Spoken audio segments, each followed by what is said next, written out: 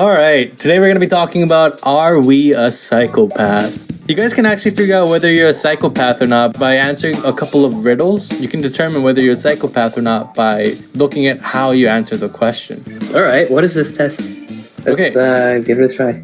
So there's a list of questions that you would have to answer in order to figure out whether you're a psychopath or not.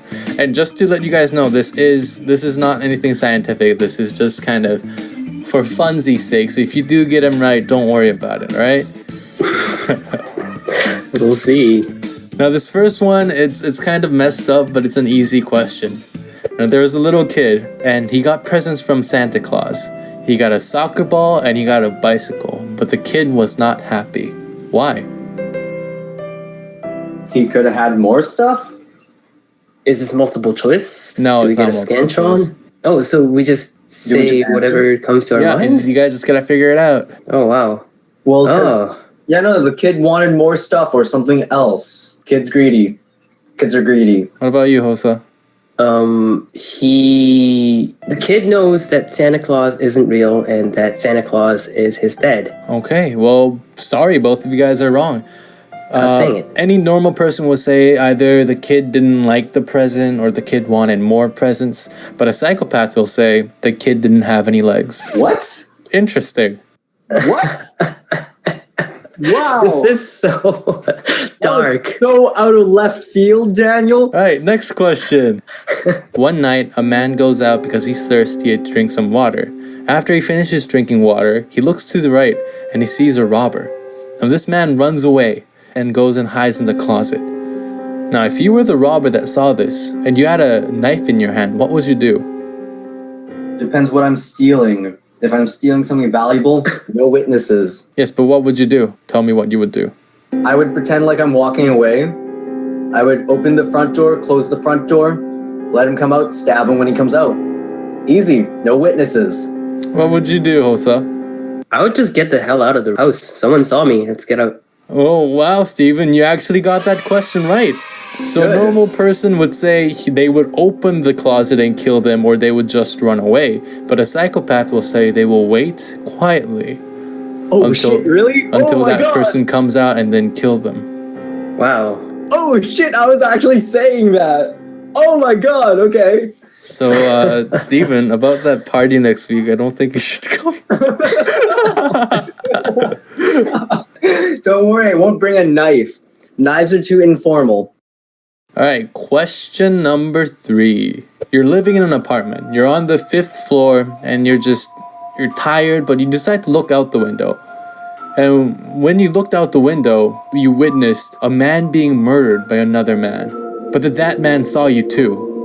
And then instantly that man pointed a finger at you and moved that finger up and down a couple of times. Now, what did that mean?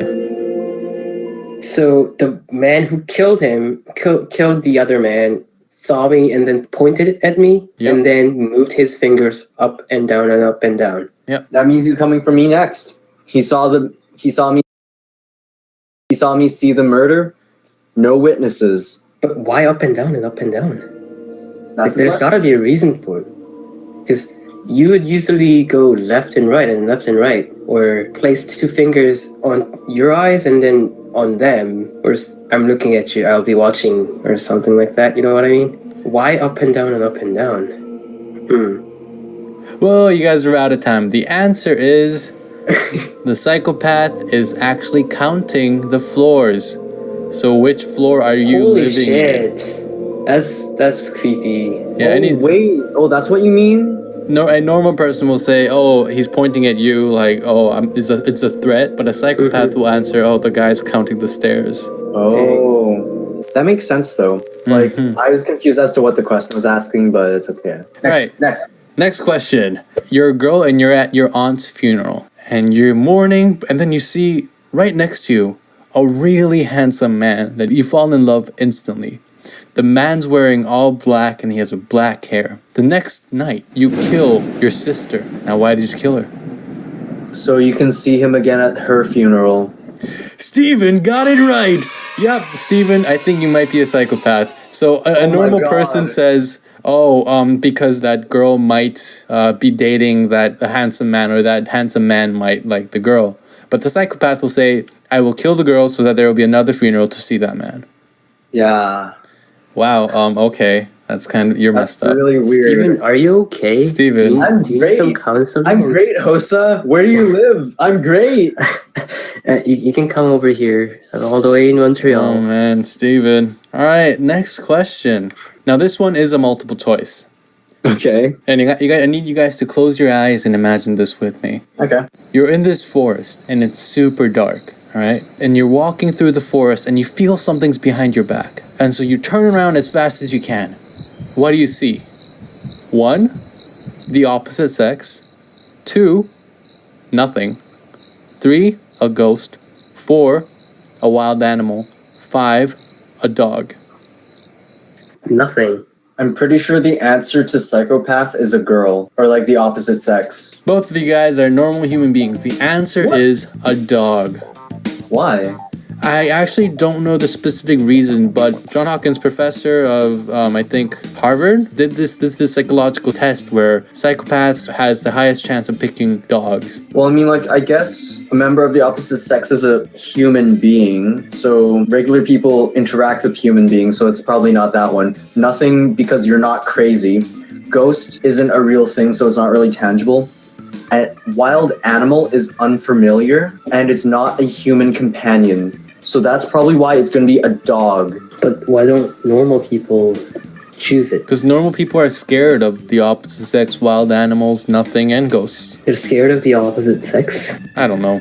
No clue. We're speculating. Okay. Alright, last question, guys. Steven, if you get this right, I swear I don't think we can be friends. So this murderer decides to stab another man, and he stabbed him 5 times. And after stabbing him 5 times, he left the elevator. Since this elevator had windows everywhere, you can actually see inside the elevator. And this murderer just kept on watching the elevator. Why?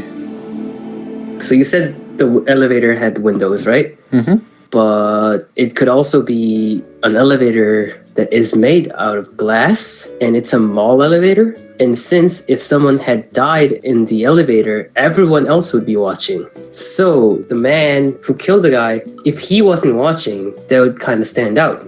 If he was the only one who wasn't watching. Yeah, no, I get what Host is trying to say. So he watched the person bleeding to death inside the elevator just as any other mall customers would do. Correct. He did not flee the scene because it would have been awkward to find anyone walking away from that kind of horrid scene. Good job, guys. I mean, you guys didn't get all of it right, but Hosa, you're a normal person. Steven, I love you and I care about you. Okay. All right. Also, it's important to just remind everyone that this is just a simple test. It has nothing to do with real science. It's one of these fun pseudoscience questions that if you do get right, you're probably smarter than the rest of us. But, you know, it's just a quiz, man. Don't worry about it. Don't worry. Sometimes the voices in your head are your best friends, Daniel, Hosa, Andrew.